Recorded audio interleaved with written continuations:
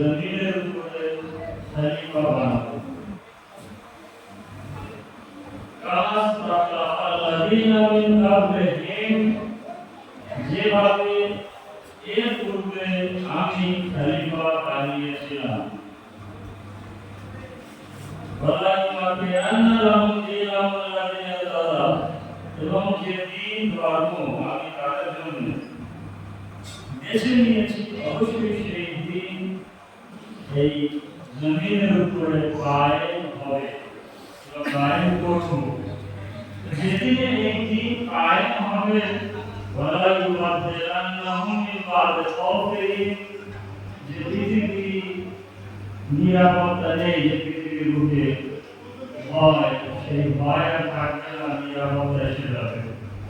যেদিনে আমি কায়েম করব সেই দিনকে সম্পূর্ণরূপে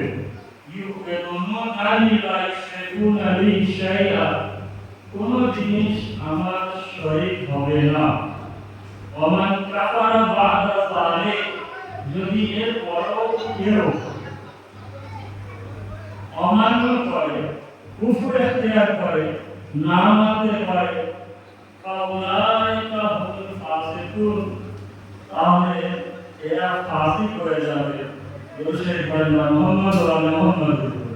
আল্লাহুম্মা সাল্লি আলা মুহাম্মদ ওয়া আলি মুহাম্মদ। খুব এভাবে যেহেতু গরম, এবং এই গরমে সহ্য করুন, কথা আরো বলবো, কিছু কথা শুনতে হবে। তো তার জন্য আর একটা দোষের পরিমাণ মুহাম্মদ ওয়া আলা মুহাম্মদ।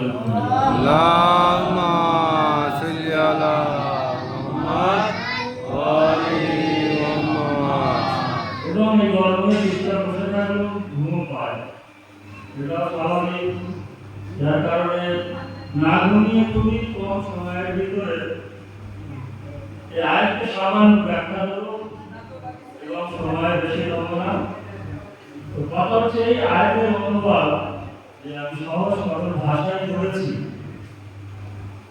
নিশ্চয়ই বুঝতে পেরেছেন যে আয়াতটা কোন বিষয়। এই আয়াতের ভিতরে আমাদের 12তম ইমাম মেহেদী আলাইহিস সালাম, আল্লাহুম্মা সাল্লি আলা মুহাম্মদ ওয়া আলি মুহাম্মদ। জিকির আছে, এবং উনি যখন আসবেন সেই সময় কি হবে, তার জিকির আছেন। তো সর্বপ্রথম এটা আমাদেরকে দেখতে হবে যে পৃথিবীর বুকে প্রত্যেক জিনিস চেনার জন্য কিছু উপায় আছে। প্রত্যেক জিনিস চেনার জন্য, মারিফাতের জন্য কিছু উপায় অবশ্যই আছে, কিছু কারণ তার পিছনে অবশ্যই থাকবে। যখন উপায় আছে, তো দিন ধর্মকে বোঝার জন্য নিশ্চয়ই আল্লাহ তাআলা কিছু মান দণ্ড রেখেছে, কিছু উপায় রেখেছে। আর সেই উপায়টা কি? যেমন বলা হচ্ছে যে মানুষ যদি ঈমান আনে আর সৎকর্ম করে, তাও সব মানুষ না, কিছু মানুষ, তাদেরকে আল্লাহ তাআলা খলিফা তৈরি করবেন। তো এই খলিফা বানানোর যে মারিফাত আমরা কোথায় পাবো? কেউ তো এসে বললে হবে না। ওই সাইড কেউ যদি এক সমাজের ভিতরে কাউকে নেতা তৈরি করে, সমাজ করতে পারে, কিন্তু সেটা আল্লাহর তরফ থেকে নিযুক্ত খলিফা না, কিংবা ইমাম না। প্রথম কথা হচ্ছে এই যে আয়াত পড়েছি, ইয়া আইয়ুহাল্লাযীনা ওয়া'দাল্লাহু আল্লাযীনা আমানু, এই ঈমানকে আগে দেখতে হবে, এবং ঈমান, আর পরে 2 নম্বর বলেছে যে আমল। এই দুটো জিনিস অবশ্যই করবে। ঈমান ও আকীদা থাকবে কিন্তু আমল থাকবে না, আমল থাকবে কিন্তু ঈমান থাকবে না। দুটোই একসঙ্গে দরকার। উসুল এবং ফুরু, উসুলের দিন এবং ফুরুয়ের দিন। উসুলের দিন ঈমান আর ফুরুয়ের দিন আমল। কোন ব্যক্তি যদি আমলে উসুলের দিনের উপরে আমল না করতে পারে, তার ঈমান সম্পূর্ণ, কিন্তু তাকে কি মুমিন বলা যাবে? অবশ্যই বলা যাবে, কিন্তু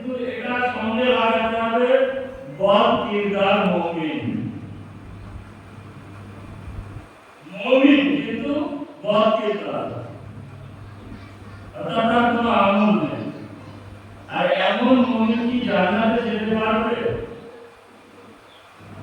যদি ধরে নিয়ে আমল না করে অবশ্যই জান্নাতে যেতে পারবে, কিন্তু কখন? এই ফসলে ফসলে যে 10টি শাখা আছে, এই 10টি শাখা বিশেষ ভিতরে ডোবার পরে এবং এই 10টি শাখার জন্য আযাব নেওয়ার পরে তারপরে জান্নাতে প্রবেশ করতে পারবে। আর সেটা কখন? একমাত্র আল্লাহ তাআলাই জানেন, আমরা কেউ বলতে পারবো না। দরুদ পড়েন মুহাম্মদ ওয়া আলা মুহাম্মদ।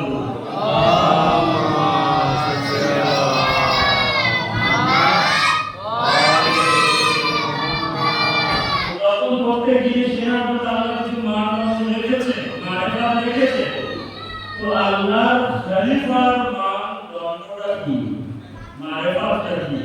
কোরআন বলে দেবে এবং কোরআনের উপরে আমল করা প্রত্যেক মানুষের জন্য ফরজ, ওয়াজিব। আর এই ওয়াজিবকে কেউ ছাড়তে পারে না, ছাড়লে সে পাপী হবে, গুনাহগার হবে। এবার আসেন একটা একটা করে আয়াতের দিকে যাই। ঈমান আকীদার বিষয়ে বললাম এবং আকীদা ঈমান এর কিন্তু 10টা স্থান আছে।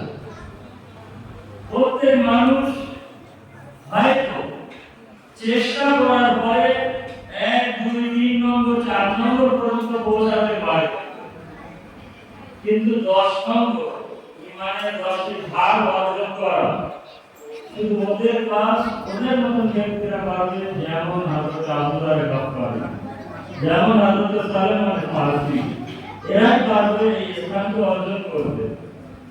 এবং কেউ যদি ঈমানের 9 নম্বর স্থানকে অর্জন করে, তাহলে সে ঈমানের 10 নম্বর স্থানকে যদি অর্জন করে, তাহলে এই 9ম স্থানে যে দাঁড়িয়ে আছে, এই 10ম স্থানে যে দাঁড়িয়ে আছে, তার চিনতে পারবে, তার মারফতকে অর্জন করতে পারবে। হযরত আবু যর গফফারী ঈমান, হযরত আবু যর গফফারী একদিন মরুভূমি ঢুকে ছাগল চড়াচ্ছিল এবং ছাগল চড়াতে চড়াতে হঠাৎ করে নামাজের সময় হয়ে গেল। দেখেন আকীদা ঈমান, ঈমান যদি কামিল হয়, সম্পূর্ণ হয়, তাহলে তার ফলাফল এখানে দেখতে পাবেন। নামাজের সময় হয়ে গেল, নামাজ আদায় করছে, আল্লাহু আকবার, আল্লাহু আকবার বলে যখন নামাজ আদায় করা শুরু করলেন, তখন কিছু শিয়াল এসে তার সেই ছাগলের পালে হামলা করে দিল এবং ওই মুহূর্তে এক সিংহ জঙ্গল থেকে বার হয়ে এসে সেই শিয়ালগুলোর গা থেকে ছাগলগুলো কেড়ে নিল। এবং যতক্ষণ হযরত আবু যর গফফারী নামাজ শেষ করেন, ততক্ষণ সেই সিংহ হযরত আবু যর গফফারী সেই ছাগলগুলোকে হেফাজত করল।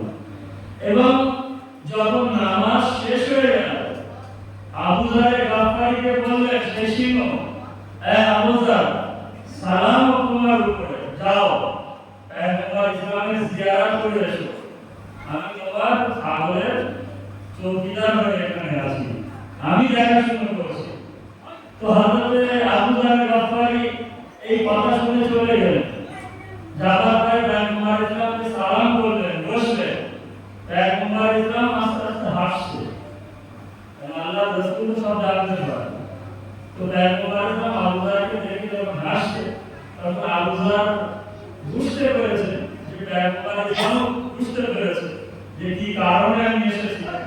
তার সালাম করার পরে উদ্দেশ্য হচ্ছে এই যে পয়গম্বর জানে, কিন্তু যারা পয়গম্বর ইসলামের আশেপাশে বসে আছে তারা তো জানে, যার কারণে আমাকে বলতেই হবে। এবার আবু যর গফফারী বললেন যে এই কাহিনী আমার সঙ্গে ঘটেছে। তো পয়গম্বর ইসলামকে যখন বললেন, তো আশেপাশে যারা ছিল কিছু লোক এক অপরের দিকে তাকাচ্ছে। দেখো পাগলের কথা, শিয়ালের গাল থেকে কেড়ে নেওয়া, সিংহ আসা, কথা বলা, তারা কথা বলতে পারে, আটটা মাথা করে দিচ্ছে। এখন এরপরে যখন আবু যারের গাফারি সেখান থেকে উঠল 40 জন মুনাফিক যারা এই কথা শুনেছিল পয়গম্বরের সামনে, এই 40 জন মুনাফিক এক অপরের সঙ্গে যুক্তি করে বলল, চলো তো আবু যারের গাফারি যাওয়ার আগে আমরা পৌঁছে যাই এবং সত্যিকারের সেখানে সিংহ আছে কি আমরা একটু দেখে আসি। তো তারা জোর করে চললো সেই জঙ্গল, যাওয়ার পরে দেখে সত্যিকার ছাগল আছে এবং সেই সিংহ তো আছে। যদি কোনো ছাগল এদিকে দেখে যায় আবার দাঁড়িয়ে সেখানে নিয়ে যাচ্ছে। এখন এই 40 জন যখন দূর থেকে দেখেছে, তখন সেই সিংহ সামনে এসে বললেন যে দেখো আবু যারের ঈমান এত বেশি, সেই ঈমানের বদৌলতে আল্লাহ তাআলা আমাকে পাঠালো আর বলল যাও আমার আবু যার যে মুমিন আর ঈমানের নবম স্থানকে অর্জন করেছে তাকে হেফাজত করো, তার ছাগল গরুগুলো হেফাজত করো। এবং সেই মুনাফিকদের সামনে এসে আরো বললেন যে এই মুনাফিকরা, যদি আবু যার একবার আমাকে হুকুম করে যে তোদেরকে খেয়ে নিতে, তাহলে তোদেরকে একটাও আমি জীবিত রাখবো না। দরুদ পড়েন মুহাম্মদ ওয়া আলা মুহাম্মদ। আল্লাহুম্মা সাল্লি আলা মুহাম্মদ ওয়া আলি মুহাম্মদ। তো আকীদার সঙ্গে তার আমল আবু যারের ব্যাপারে দেখিয়েছেন।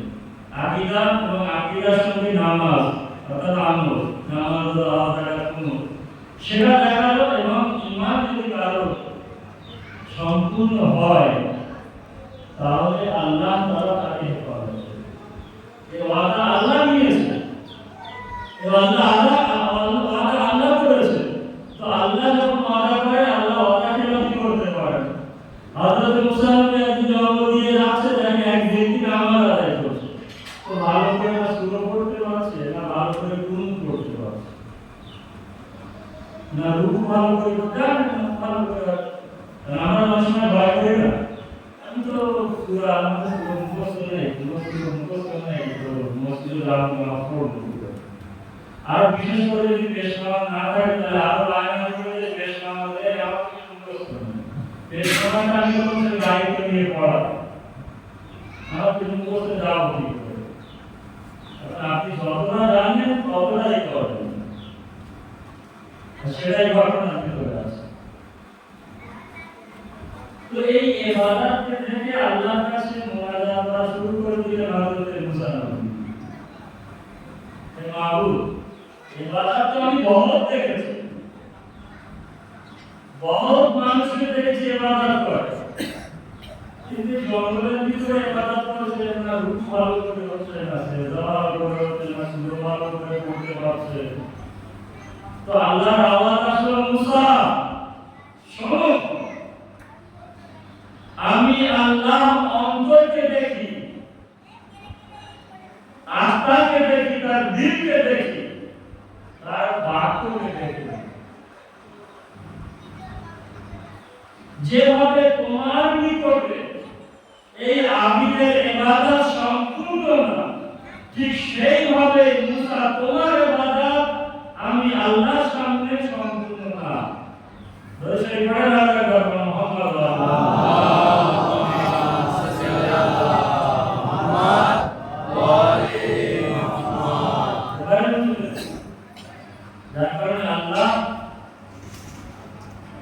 আপনার অক্ষরকে দেখবেন না, বাক্যকে দেখবেন না, আল্লাহ অন্তরকে দেখবেন।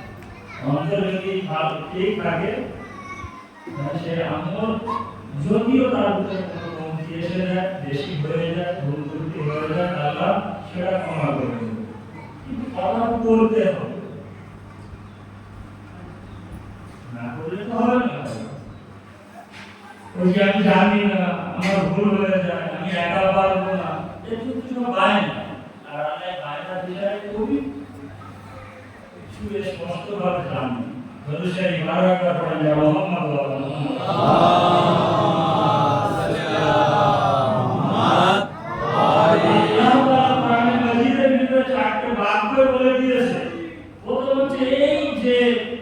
যাদেরকে আমি খলিফা বানাবো কামিলুল ঈমান, অর্থাৎ সম্পূর্ণ ঈমান তার ভিতরে থাকার প্রয়োজন। ঈমানে যদি কোনো ঘাটতি থাকে, আল্লাহ তাকে খলিফা বানাবে না, কেন সেই খলিফার অনেক দায়-দায়িত্ব থাকবে। খলিফা আল্লাহ তাকে বানাবে না। ওয়ালাল্লাহু আল্লাযিনা আমানু মিনকুম, এর ভিতরে এই বাক্য লুকিয়ে আছে, যেটা আমি অনুবাদের মাধ্যমে বলেছি। 2 নম্বর, শুধু ঈমান থাকলে আল্লাহ খলিফা বানাবে না, ঈমানের সাথে আমালুস সালিহাত, সৎ কর্ম থাকার প্রয়োজন। যদি সৎ কর্ম থাকে এবং সম্পূর্ণ রূপে থাকে, যেভাবে সম্পূর্ণ রূপে ঈমানদার হওয়া দরকার, সেভাবে সম্পূর্ণ রূপে মুমিন আমলও হওয়া দরকার। যদি দুটো একসঙ্গে সম্পূর্ণ থাকে, তাহলে আমি তাদেরকে খলিফা বানাবো, আমি বানাবো বলেছে, ওয়াদা করেছে। এবং 3 নম্বর, খলিফা কে বানাবে? লা ইয়াস্তাখলিফান্নাহুম ফিল আরদ। এই লাম শব্দ বলে দিচ্ছে অবশ্যই খলিফা আমি বানাবো। তো যখন আল্লাহ বলছে আমি বানাবো, তখন সেই বানাবে। কিভাবে বানাবে? আগে বলছে ওইভাবে কিংবা ওই রূপে আমি খলিফা বানাবো যেভাবে এর আগে আমি বানিয়েছিলাম, অর্থাৎ কামাস্তাখলাফাল্লাযীনা মিন ক্বাবলিহিম। তো এর আগে আল্লাহ তাআলা খলিফা কিভাবে বানিয়েছিল, একটা দুটো দিকে ইশারা করব। তো সেই পড়ে দাও মুহাম্মদ ওয়া আলি মুহাম্মদ।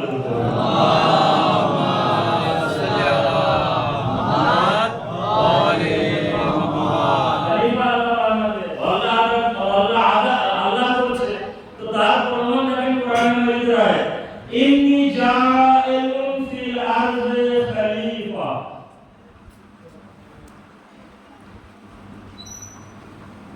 আমি অবশ্যই মাটির বুকে খলিফা নিযুক্ত করব। স্পষ্ট আয়াত, সূরা বাকারা 30 নম্বর আয়াতে দেখেন।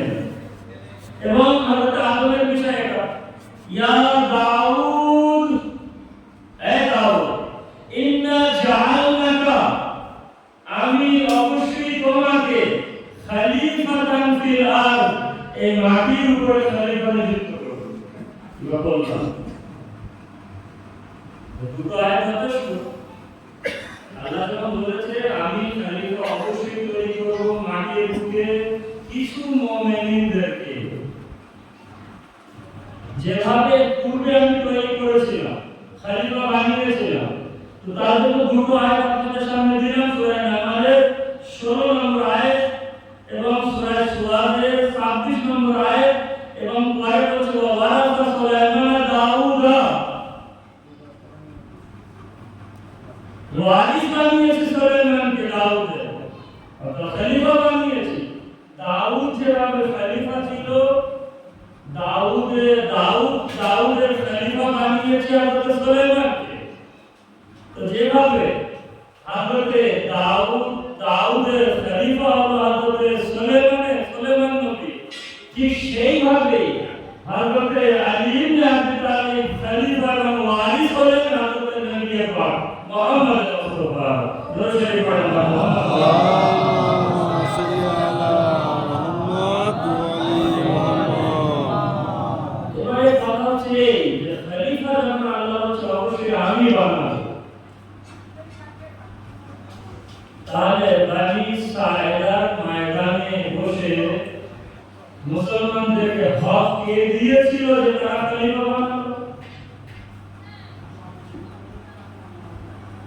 আয়াতের ভিতরে এটাই পাওয়া যাচ্ছে।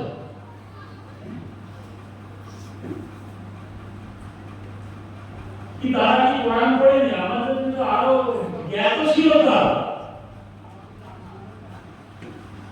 তো জ্ঞানী ব্যক্তি ছিল, রাসূলের পাশে ওঠা বসা করতেন, চলাফেরা করতেন, ওহী নাযিল হতেন, ওহীকে বলতেন। নিশ্চয়ই পয়গম্বর ইসলাম এই আয়াতটা পড়েছিলেন, লা ইয়াস্তাখলিফান্নাহু ফিল আরদ, আমি অবশ্যই এই মাটির বুকে খলিফা আমি বানাবো যেভাবে আগে বানিয়েছিলাম। তাহলে বানি সাইদা বা বানি সাকিফায় বসে মুসলমানেরা, সাহাবীরা কিভাবে খলিফা তৈরি করেছিল। এটা প্রশ্ন, আর এই প্রশ্নটা থাকলো কিভাবে তারা বায়াত নিয়ে, ভোট নিয়ে হযরত আবু বকর রাদিয়াল্লাহু তাআলা আনহুকে খলিফা বানিয়েছিল। এই প্রশ্ন এই আয়াতের ভিতর থেকে বার হচ্ছে। এই প্রশ্নটা আমার মনে হলো না। আর আয়াত এটাই বলছে, যখন আল্লাহ বলছে খলিফা আমি বানাবো, তাহলে মুসলমানদের ভাব কি করে হলো? তারা অপেক্ষা করত, যদি আগে না বানিয়ে থাকে অপেক্ষা করত যে আল্লাহ যখন কোরআনে মাজিদের ভিতরে খলিফা বানানোর দায়িত্ব নিয়েছে, ঠিক আছে পয়গম্বর চলে গেছে, ইন্না লিল্লাহি ওয়া ইন্না ইলাইহি রাজিউন, আমরা একটু অপেক্ষা করি, দাফন কাফন হয়ে যায়, তারপরে দেখা যাক আল্লাহ কি করে। কিন্তু তার আগে তো খলিফা আল্লাহ নিযুক্ত করে দিয়েছে রাসূলের মাধ্যমে। যেভাবে মাওলানা সাহেব আগে বলে যদি শুনে থাকেন, কমল ছিল মানকুত মাওলা পাঁচ এটা সামান্য একটা বাক্য, কয়েকটা পৃষ্ঠা আছে যেটা পয়গম্বর ইসলামের কথা দিয়েছে, কয়েকটা পৃষ্ঠা আছে, তার ভিতরে ইমামের কথা বলা হয়েছে, আল্লাহর প্রশংসা সর্বপ্রথম করা হয়েছে, দ্বীনের কথা বলা হয়েছে, খলিফাদের কথা বলা হয়েছে, ইমামদের কথা বলা হয়েছে, সেই কথার ভিতরে ইমামের মেহেদীর কথা বলা হয়েছে।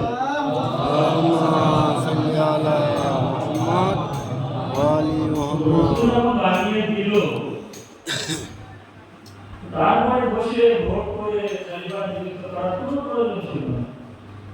আমি তাদেরকে অসম্মান করছি না, তারা নিজেদের জায়গায়, তারা নিজেদের জায়গায় অবশ্যই স্বাভাবিক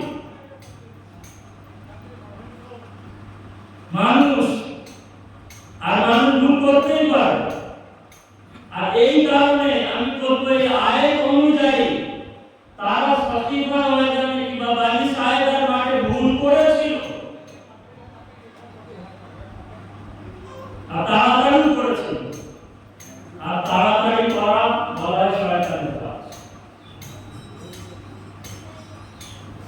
ধ্যান রাখেন, যদি না পড়ে আছে আর ওদিকে বসে পড়লো, যার কারণে আল্লাহ তাআলা যখন ওয়াদা করেছে যে যারা ঈমান এনেছে, যারা সৎকর্ম করে, এদের ভিতর থেকে আমি কাউকে খলিফা বানাবো। এর আগে যেমন আমি দাউদকে বানিয়েছিলাম এবং সুলাইমান নবীকে বানিয়েছি, তার আগে হযরত আদমকে বানিয়েছিলাম, তো আমি বানাবো, তোমরা বানাতে পারবে না। দরুদ শরীফ পড়েন মুহাম্মদ ওয়া আলি মুহাম্মদ রাসূলুল্লাহ।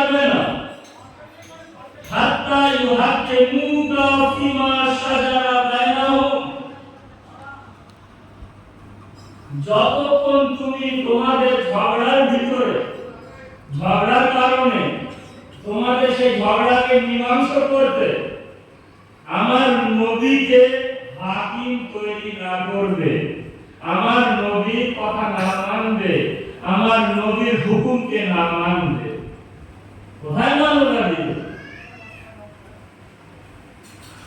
যদি আমার নবীর কথা না শোনো, আমার নবীর কথা না মানো, আমার নবীর আদেশের সামনে মাথা নত না করো, তাহলে তুমি মুমিন হতে পারবে না। আর যখন মুমিন হতে পারবে না, তো খলিফা আল্লাহ বানাবে, নিজেরা পরাজিত করে। দরুদ শরীফ পড়েন মুহাম্মদ ওয়া আলি মুহাম্মদ।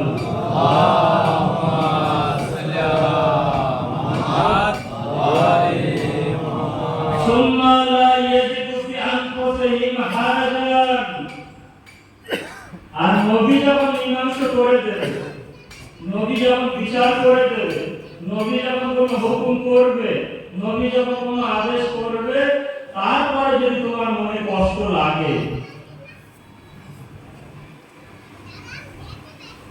অনেক সময় হয় না, আপনি দেখেন সূরা বারাত, যখন নবী পাক সূরা বারাত নাযিল হলো তো হযরত আবু বকর রাদিয়াল্লাহু তাআলা আনহুকে ডেকে বললেন, যাও নিয়ে যাও মক্কা বাসীদের পাঠিয়ে দিল। কিন্তু জিবরাইল আমিন এসে বলল যে না ইয়া রাসূলুল্লাহ, ভাই আপনি স্বয়ং নিজে যান, না আপনার থেকে যে তাকে পাঠান।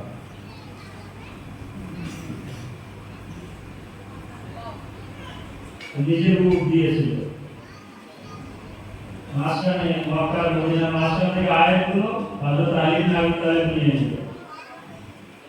রাসূলুল্লাহ নিজে জানেন, কিন্তু নিজের থেকে যা যে তাকে পাঠান। কিন্তু এসে জিজ্ঞাসা করেছিল, ইয়া রাসূলুল্লাহ, এটা কি আপনার না আপনার আল্লাহ? এটা আপনার না আপনার আল্লাহ? আমার রাসূল যে হুকুম করবে, আমার রাসূল যে আদেশ করবে, আমার রাসূল যখন কিছু বলে দেবে, এটা যদি কেউ মন খারাপ করে, মন ছোট হয়ে যায়, সে কিন্তু সঠিক কামিলুল ঈমান মুমিন না। দরুদ পড়েন মুহাম্মদ ওয়া আলি মুহাম্মদ।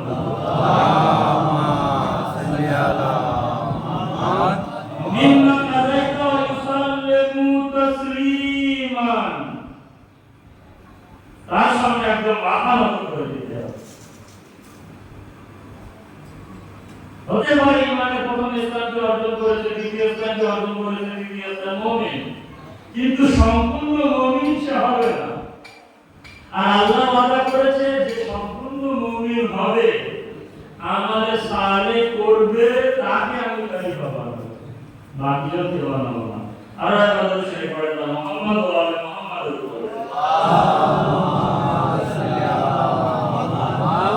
অনেক জায়গা এমন আছে যেখানে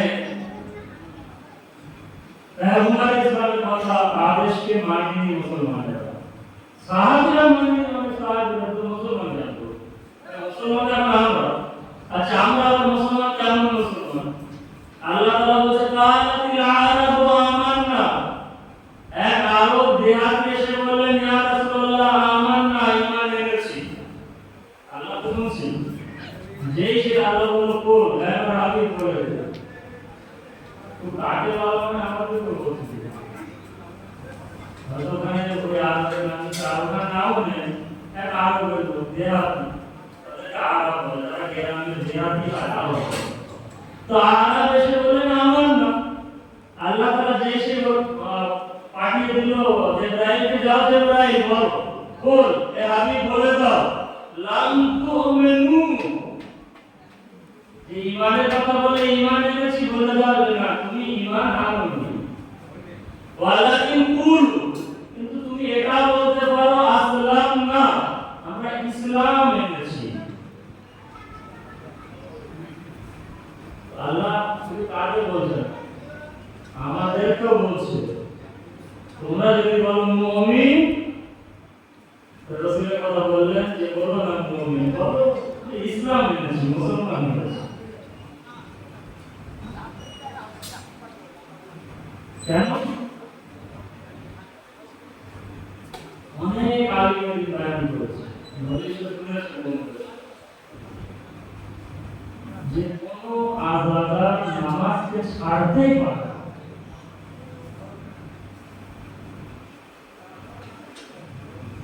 কোন আযাদার নামাজকে ছাড়তেই পারে, আর কোন নামাজি সে আযাদের ছাড়তে পারে না। এবার হয় নামাজের ভিতরে কোনো ভুল ত্রুটি আছে, না আযাদের ভিতরে কোনো ভুল ত্রুটি কোনো আছে, নামাজের মসজিদ খালি দেব।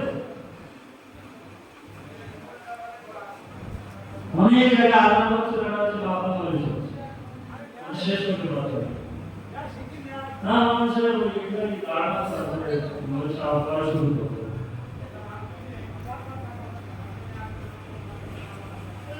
ওখানে উচিত কি? যদি এতটা আযানের সম্মান আপনি দিতে চান আর দিতে দেন, তাহলে ওখান থেকে করে মজুবারে নামাজ পড়ে এসে মজলিসে বসে, এবারে আপনি যেখানে শেষ করেছিলেন ওখানে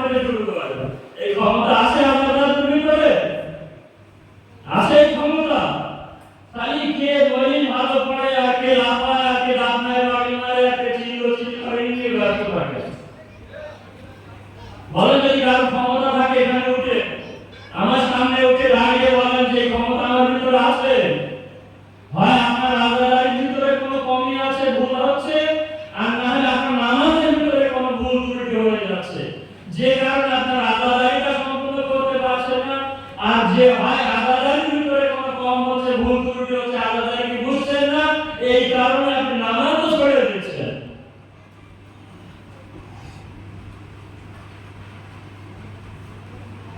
কোন দিকে যাবে?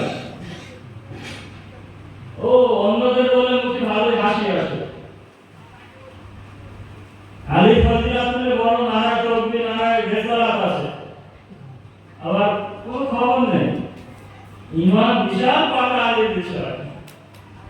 হারাতে আলিম ভাই কি লেগেছে বের করতে পারছেন না, ব্যথা যন্ত্রণা। রসুল বলে নামাজ পড়লে তখন বের করে নেবে। তো এগুলো মাথায় আসে না। মহান মানুষের কাছে তাও মসজিদের লোকদের আল্লাহ আকবার। কমসে কম আজাদারির আলো বেরেস্তা বলে যায় নামাজ পড়ি।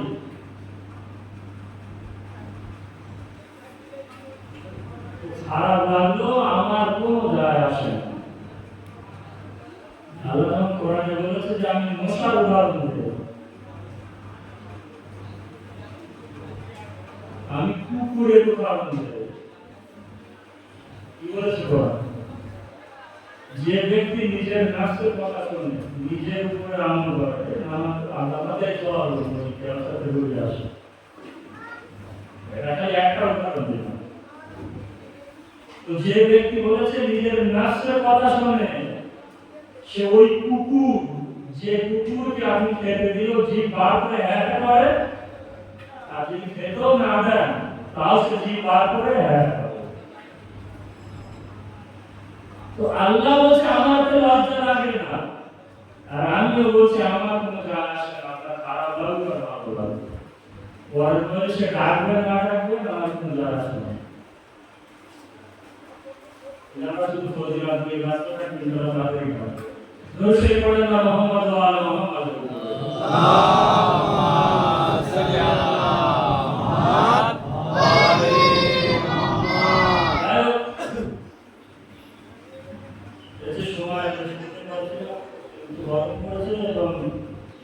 আমাদের গরম লাগছে,